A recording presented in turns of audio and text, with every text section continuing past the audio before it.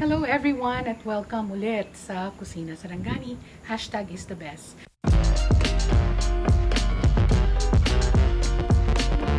Today we're making a very easy to prepare recipe at very healthy pa, ang Bangus Arroz Ala Cubana. Okay, so we're going to heat the oil and then start sauteing our garlic, onions, and green and red bell peppers. Okay, use white onion. Let's add the red bell pepper that has been cut into small cubes. Green bell peppers that also was cut in the same size of your red bell pepper. Pag mabango na siya or parang aromatic na, let's add in our Sarangani Bay Bangus. Okay, the bangus is boneless already and has been cut into small cubes.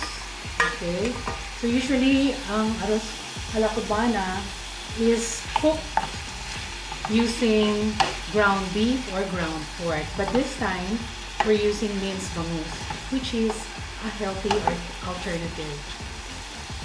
So that's gonna cook for about mga 2 to 3 minutes. So after 2 to 3 minutes, let's add in a little bit of ginger powder. This is actually going to enhance a bit of flavor into our fish, and some calamansi juice. So cook again for about a minute. Okay. Nice color, no? Now it's time to add our tomato sauce. This is about 1 cup of tomato sauce.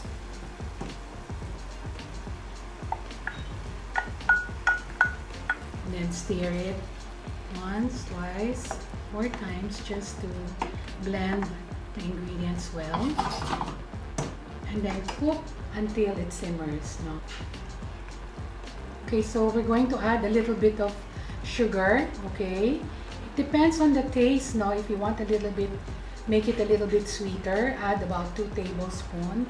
And kung hindi naman, mga 1 tablespoon would do. But kids would love a little bit of sweetness in their food.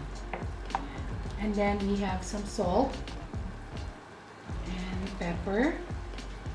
Okay, so when it starts simmering like this, we're going to add our raisins. Remember, short time cooking lang ito kasi bangus or yung ating milkfish cooks, very fast. And the point is, maliliit pa yung cut ng ating milkfish. That's why it cooks easily.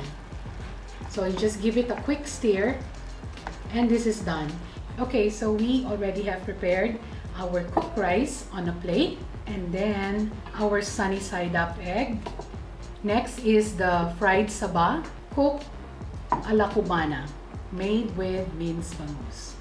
Next up is plating the dish. Place the rice here on the center, and then what we're going to do is top the rice with our cooked ala cubana, and then we're going to add our eggs. Put it on top, and then our fried banana will actually go on the side. This is a complete meal. There you go. This is our Bangus Arroz Ala Cubana.